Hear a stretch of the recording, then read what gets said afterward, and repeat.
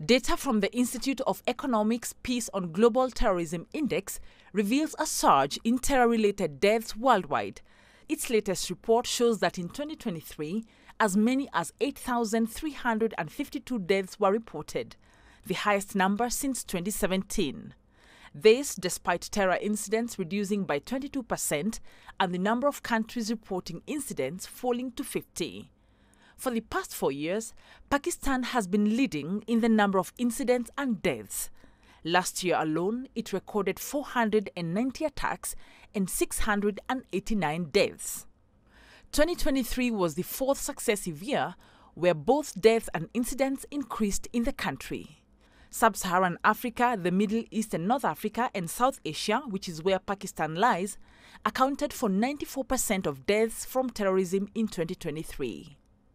The impact of terrorism has been falling in the Middle East and North Africa since its peak in 2016, with deaths down 66% and incidents 72%. The report also highlighted the Israel-Palestine conflict as a whole as the deadliest terror event so far. The conflict began on October 7th and has so far reportedly claimed at least 30,000 lives. However, the report says, despite the intensity of the fighting, the epicenter of terrorism has shifted from Middle East to the central Sahel region of Sub-Saharan Africa, which recorded almost 60% of all fatalities. Mali, Niger and Burkina Faso were among the most affected countries last year in this region, which lies on the southern fringes of the Sahara Desert.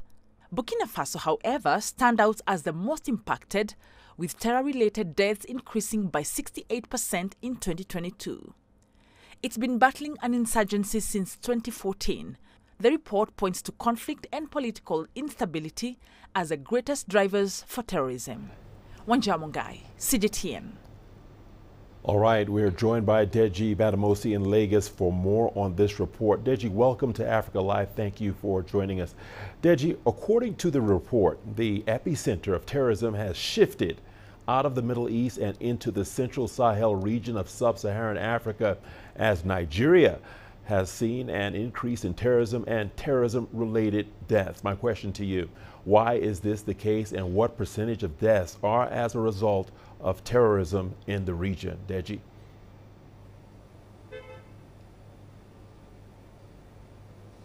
Well, Richard, let's talk about the percentage of deaths now.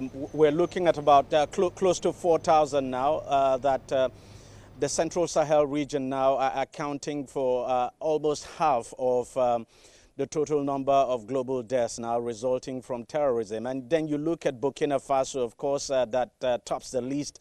It accounts for about a third of the global figure. So it's really disturbing. And when you look at the top 10 countries now impacted by terrorism in 2023, 5 of them are, of course, in the Sahel. So that gives you a clear picture of how serious the issue is here. Now, in terms of what is actually behind this, we're talking about a region that is battling a lot of conflict. We're talking about a region, especially those 3 countries that you mentioned earlier, Burkina Faso, Niger, and Mali. These are countries with unstable governance. Don't forget, these countries witnessed coups not quite long ago, so you don't have strong governments in those countries. Besides that, you have a lot of ungoverned spaces. I mean, these countries are also poor, among the poorest in the region. They've been battling conflicts for a long time. You talk about a country like Mali, for instance, where a lot of these terrorist groups operate. Organized crime is a big challenge there. So that is actually what is behind this increase we have seen. But one remarkable thing that is also disturbing is that while we've seen a reduction in the number of incidents, the problem is that we're seeing increasing deaths, which means these terrorists are becoming more and more deadly. Even though we're not having more incidents, we're having more deaths now resulting from terrorist activities. So the Sahel region is a big problem, And of course, the leaders of the region will just have to devise a means to deal with it. Unfortunately, as you know, there are problems, especially with governance in the region. All right, Deji, important points that you brought there to light. Deji, the question remains, how are regional governments responding to terrorism in the region, which is now the home to the world's fastest growing and most deadly terrorist groups, as you have touched on?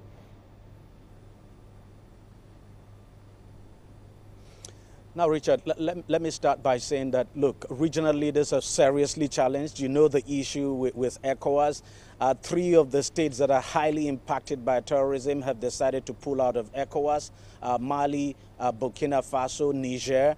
Even though ECOWAS has lifted those sanctions and is asking them to come back, they are not back. They've pulled out.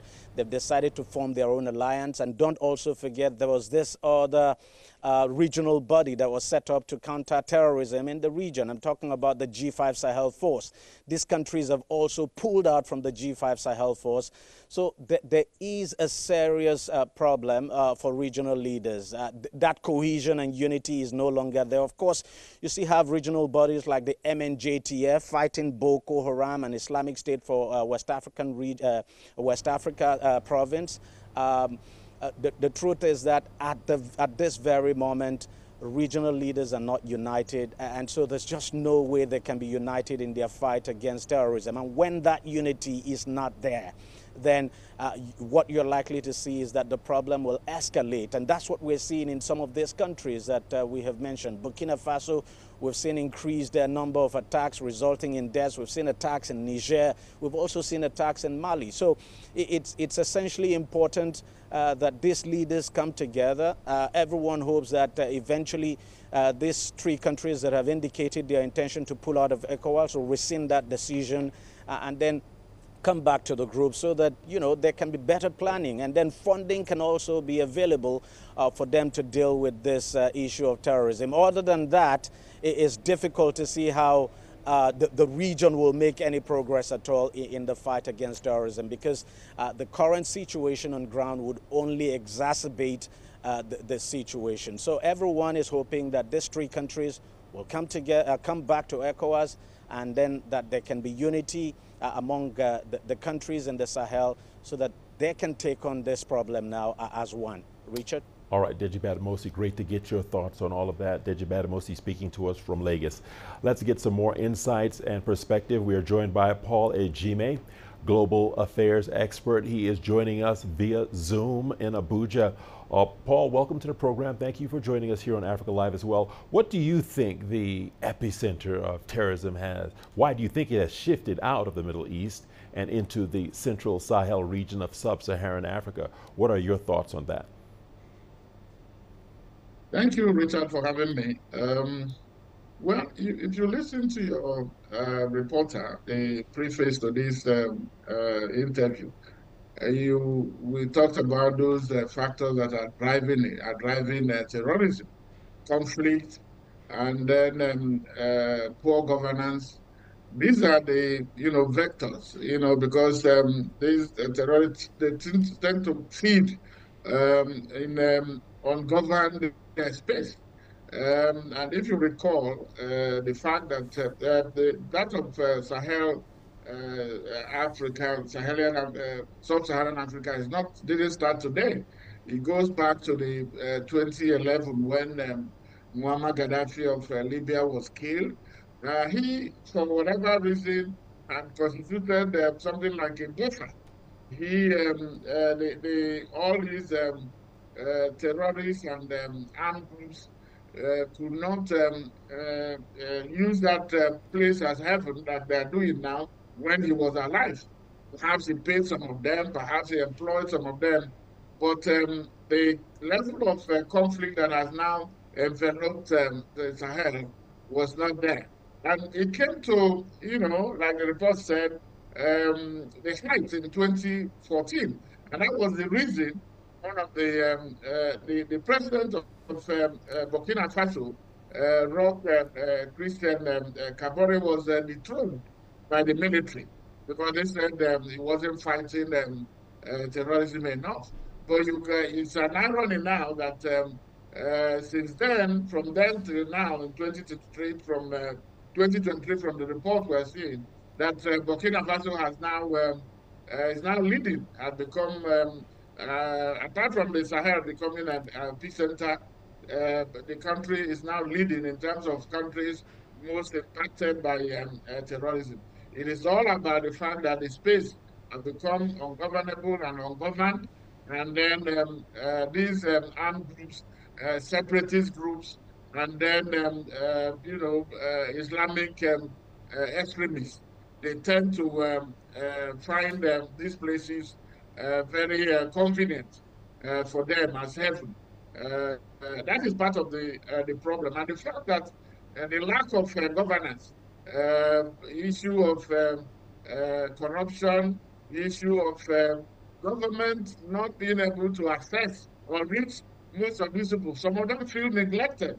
That is part of the problem. And if you don't feel belonging to government, there is disaffection, and that can now lead into all these crises. All right, Paul. Let's circle back and talk more about that report. Now, that report says that the Sahel is home to the world's fastest growing and most deadly terrorist groups. I know you touched a little bit on it on your first answer, but why is that the case? And what efforts can government do and its partners to eradicate this terror group?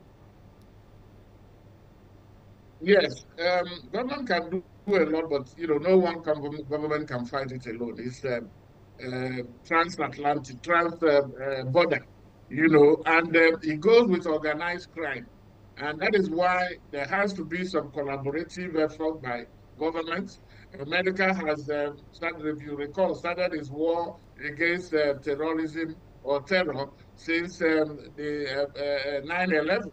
But nothing, not much has been achieved because no one country can do it alone. But I'm saying that Sahel, African, sub-Saharan Africa, have taken over from the Middle East, like Iraq and Afghanistan, because of the level of conflict in the area.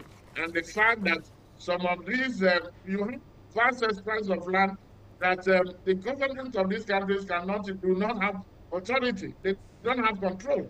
In Mali, in Burkina Faso, about 2/3 or if not more of the countries are not, government does not have control over that kind of all the large swaths of territory. And that leaves if you leave that space ungoverned, anything can happen. And that is then these terrorist organizations, I see all of them, most of them are there because they now find a space where nobody can challenge them. So it is about conflict and the fact that the places are not under any government control. All right. Paul Ejime, Global Affairs expert, speaking to us via Zoom from Abuja. Thanks for that.